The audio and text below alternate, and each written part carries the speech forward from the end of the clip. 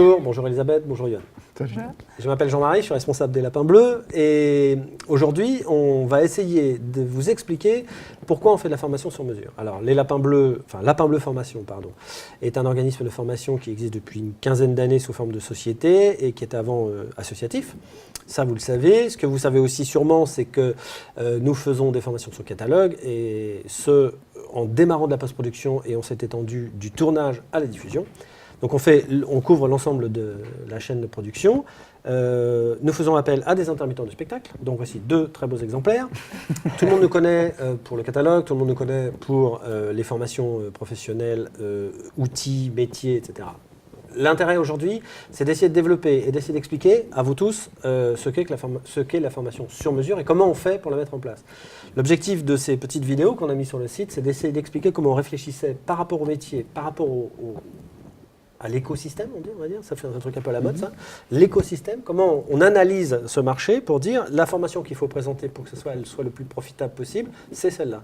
En l'occurrence, aujourd'hui, Elisabeth va nous raconter comment, en partant d'un logiciel Newscutter, qui est donc l'équivalent d'un Media Composer pour le news, comment on a fait des formations particulières avec cet outil-là pour TF1 ou pour Public Sénat.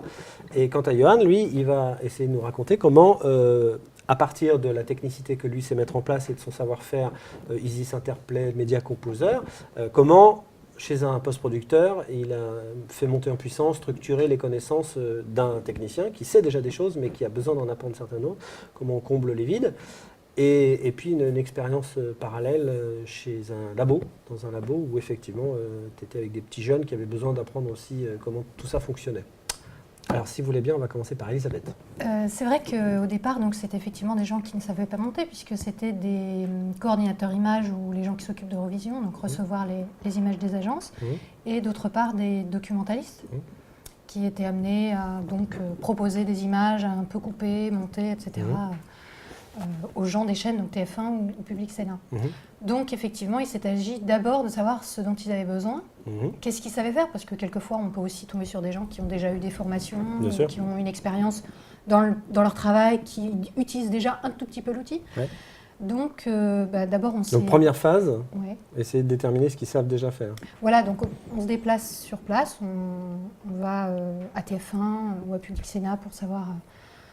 ce qu'ils attendent de cette formation, en fait. Déterminer aussi, par exemple, la durée, tout simplement, le nombre de jours, le nombre de personnes, combien de personnes on met par formation, quels vont être les outils qu'ils vont utiliser aussi autour de ce newscutter, pour qui, vers qui ils vont envoyer. Voilà. Est-ce qu'il y a une différence d'objectif parfois entre la personne qui est le chef de service, pour dire un mot facile à comprendre, et les utilisateurs? Est-ce qu'il y a des différences d'objectifs parfois? Oui, forcément. Après, ça dépend. Quelquefois, le chef de service est lui-même un des utilisateurs. Donc, on va évidemment, lui, il aura une idée assez précise et puis on va forcément prendre en compte ce qu'il souhaite puisque ça correspond à peu près à ce que ses collègues vont vouloir aussi. Après, dans certains cas, on a un peu recentré parce qu'effectivement, la personne n'a pas forcément toujours une vision très claire de ce que c'est que Newscutter et comment on l'utilise et à quoi ça sert. Tout à fait. Donc oui, ça peut arriver, les deux arrivent. Et alors c'est intéressant parce que quand on fait du sur-mesure, on se rapproche d'une chose qui est importante dans la formation, c'est que la formation, c'est on donne des outils à quelqu'un pour utiliser par exemple un soft, un logiciel, en l'occurrence le Newscutter là, pour travailler dans une chaîne. Mais en même temps, on lui donne à lui la possibilité, à lui personnellement, la possibilité de progresser dans son métier, ce qui parfois fait des frictions entre ce que la chaîne peut attendre et ce que les personnes peuvent attendre. C'est pour ça que c'est dans ce sens-là que je posais la question. C'est vrai que par exemple, pour TF1, il s'est présenté le cas suivant, qui est qu'il y avait pas mal de gens à former et finalement on s'est rendu compte en discutant dans cette fameuse réunion préparatoire qu'il y avait vraiment deux groupes distincts dans le sens où il y avait des gens qui avaient déjà utilisé Newscutter, que ça intéressait, et puis des gens qui n'y connaissaient rien et qui même en avaient peur. Donc on a d'un commun accord fait deux groupes différents, deux niveaux. En fait, on aurait pu faire autrement, on aurait pu faire par type d'intervention ou autre. Là, on a choisi, et c'est surtout la chef de service qui a choisi de le faire comme ça, par niveau.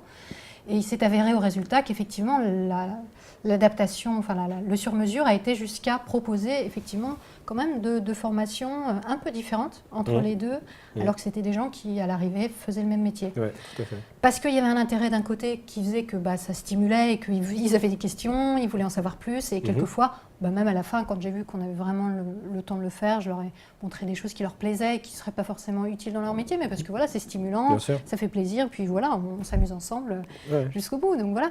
Et puis de l'autre côté, il y a des choses qui auraient pu servir dans des cas plus rares et que finalement je n'ai pas abordé parce que j'ai bien senti que peut-être que ça allait plus les embrouiller qu'autre chose et il valait mieux assurer une base. Il valait mieux assurer quelque chose qui fonctionne. Et le cas échéant, si à un moment donné, ils ont besoin d'un outil un peu plus perfectionné, d'un effet ou de quelque chose qu'ils ne maîtrisent pas parce qu'on ne l'a pas vu en formation, ils ont quand même des collègues qui savent le faire. Et puis, dans le pire des cas, on est dans une chaîne de télévision, donc il y a toujours des monteurs, il y a toujours des gens qui peuvent les orienter. Et quoi qu'il en soit, ces choses qu'on n'a pas abordées ensemble, je les ai quand même nommées. J'ai quand même dit, voilà, il y a aussi des choses que vous pourriez peut-être être amené à faire, dont vous pourriez avoir besoin, mais qu'on ne va pas voir ensemble parce que je pense que, voilà. Donc les choses sont transparentes quand même. Je rebondis sur ce que tu viens de dire. En fait, tu as fait un support de cours particulier. C'est-à-dire qu'on a des supports de cours, on va dire génériques, c'est peut-être un bien grand mot, mais bon.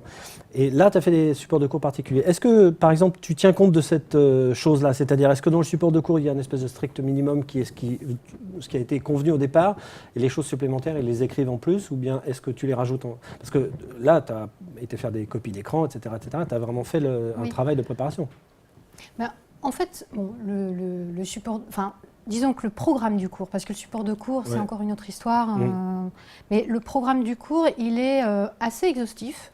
Après, par exemple, pour reprendre cet exemple où il y avait 2 groupes, il y a des choses qui étaient dans le programme qui n'ont pas été faites avec le 2e groupe, mais qui ont quand même été abordées, comme je l'ai dit, puisque je les ai nommées, en leur expliquant pourquoi on ne les verrait pas. Et à la limite, je dirais, c'était très simple, puisque tout le monde était assez d'accord sur le fait que c'était peut-être pas la peine de les aborder.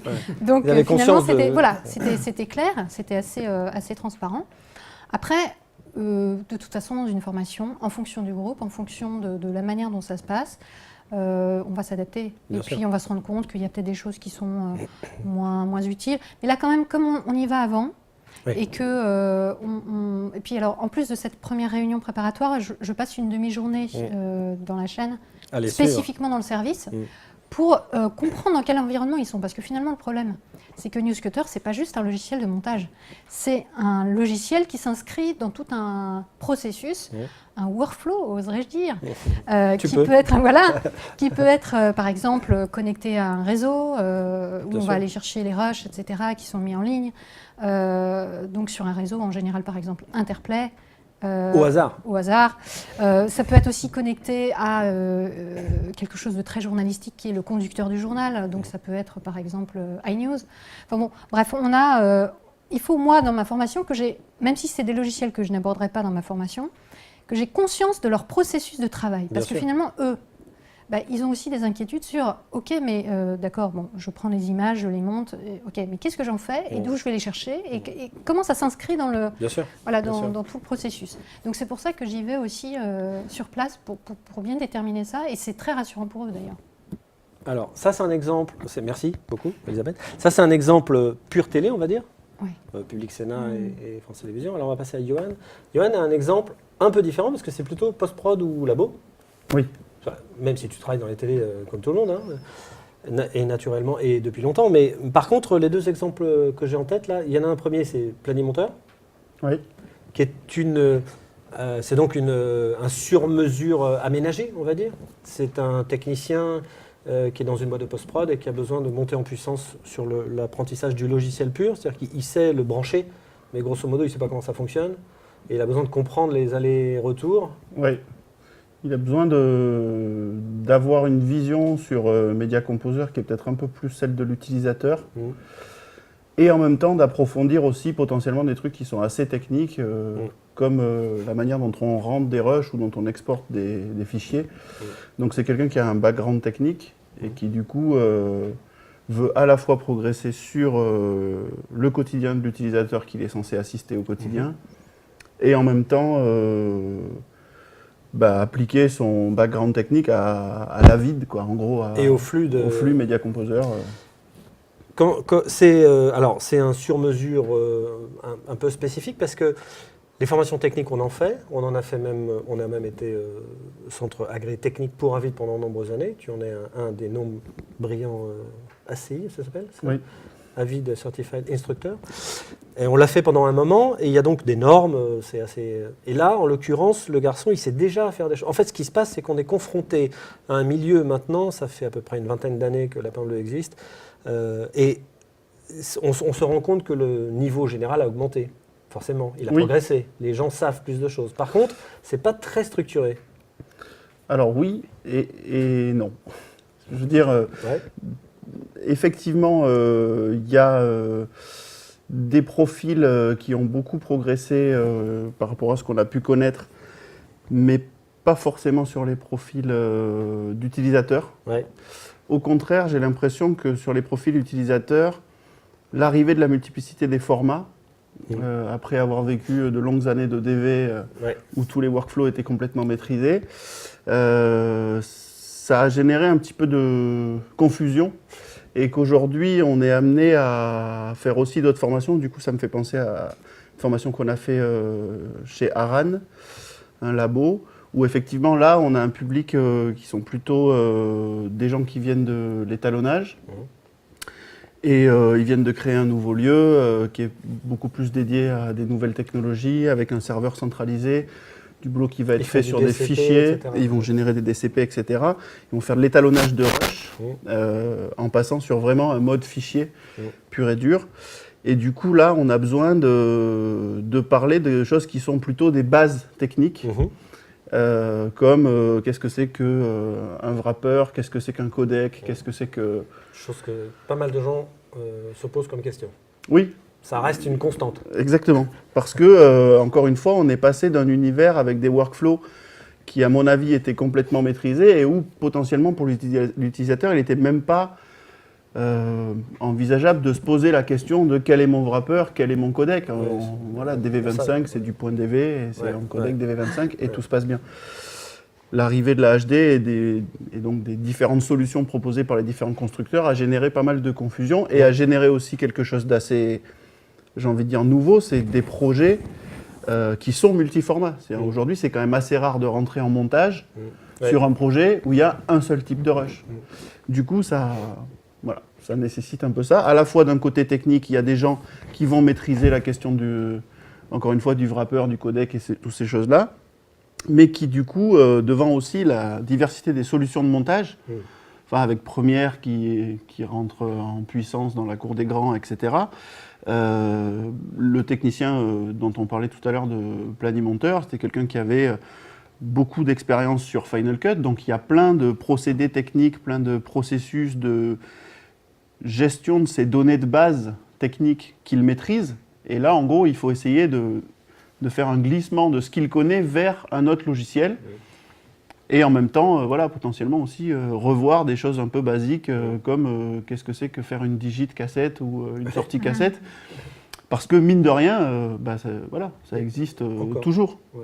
Il existe encore des formats HD sur cassette et il va en exister longtemps. Ce qui ressort de ce que tu viens de dire, ce que j'ai retenu en tous les cas de ce que tu viens de dire et qui me touche, qui me parle, c'est comment fait-on pour rassembler et organiser simplement ces ensembles de données pour pouvoir les redistribuer en fonction des stages que tu fais. Je veux dire par là, le Thomas, il s'appelait je crois, Thomas de Planimonteur ou les gars que tu as eu chez Aran, sont des garçons qui ont tous une culture audiovisuelle et ils ont des bouts de quelque chose. Et comment tu fais pour toi, comment tu fais pour avoir une trame de mise en place que tu peux redistribuer au fur et à mesure en fonction d'eux?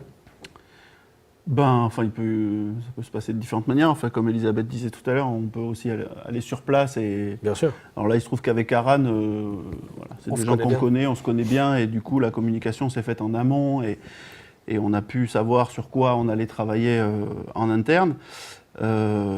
Farid, sur place, qui est directeur technique, est même intervenu dans la formation lorsqu'il s'agissait de décrire leur workflow spécifique sur tel ou tel film, et ça permettait de rebondir par rapport à un savoir un peu plus théorique que j'apportais, même s'il était ciblé sur leurs besoins. Ça permettait de le mettre en face de workflow que ces gens-là ont vu passer à côté d'eux finalement, et en comprendre un petit peu mieux les enjeux, Et puis comprendre où sont avoir les une vue globale faiblesses, aussi. comment on peut l'optimiser, comprendre aussi pourquoi on conçoit un workflow sur certains procédés de travail. Ouais. Et dans le cas de Thomas, il me semble que tu l'avais rencontré avant moi. Oui, c'est ça. En fait, c'est moi qui l'ai- Mais concrètement, là, à l'opposé de ce qu'a fait Elisabeth, il n'y a pas de documents écrits en amont. Il n'y a finalement pas tellement de documents écrits. C'est-à-dire que le type de documents qu'on a, c'est plutôt des documents qui vont contenir des informations techniques. Il n'y a pas forcément un plan Ben non, puisqu'il faut que de ça travail et adapte, d'évolution. On vient finalement compléter un puzzle incomplet de données techniques. Tout à fait. Oui. Et c'est arrivé sur certaines formations qu'on fasse a posteriori un document sur les choses qu'on avait vues, Sur François, par exemple. par exemple. Particulièrement. Mais sinon, ce qui est intéressant dans ces formations-là, c'est qu'elles prennent un peu finalement la forme d'une discussion. Ouais. C'est-à-dire que on est deux personnes qui parlons à peu près le même langage avec chacun des morceaux de savoir, et puis finalement ça échange, et il arrive assez régulièrement que j'apprenne des choses dans ces formations, et j'adore ça. Une dernière petite... Merci beaucoup. Je t'en prie. Merci à vous deux. Juste un tout petit truc. On a parlé des télés, on a parlé des prods ou ce qu'on appelle la post-prod en règle générale. Il ne faut pas oublier qu'on est aussi capable de le faire pour des intermittents du spectacle. Alors ça se passe comment ? Le principe est le même que celui que tu décrivais tout à l'heure. C'est-à-dire que quand un intermittent nous appelle et qui dit voilà, alors moi je voudrais faire du médiacomp, mais je sais déjà en faire, ou j'ai déjà fait un stage il y a 3 ans, mais depuis je ne fais plus que du... Enfin, évidemment, on ne va pas reprendre un stage normal avec tout un tas de phases qui sont déjà connues. Alors, ce qu'on propose, nous, c'est de dire, OK, voyons-nous, on se voit pendant 1 heure. Alors, cette fois-ci, c'est le stagiaire, futur stagiaire qui vient, et on essaye de faire ensemble un programme qui correspond à ses manquements, entre guillemets. Et nous, on fait une petite annonce sur notre site internet, lapinbleu.com, et lui, il fait autour de lui, ses copains, il dit « Alors, je suis en train d'essayer de mettre en place une formation, entre guillemets, sur mesure spéciale intermittent. » Et on en a fait beaucoup comme ça l'année dernière, on en a fait une 12aine, ça fait quasiment 1 par mois, où effectivement des gens viennent et adaptent le contenu parce qu'il y a certaines choses qui sont utiles et d'autres pas. Merci Johan, merci Elisabeth. Merci à vous tous de nous avoir écoutés. On a essayé d'être le plus simple possible, le plus clair possible pour vous expliquer pourquoi le sur-mesure, c'est quelque chose d'intéressant. C'était une vidéo de lapinbleu.com. À très bientôt pour d'autres vidéos sur d'autres sujets.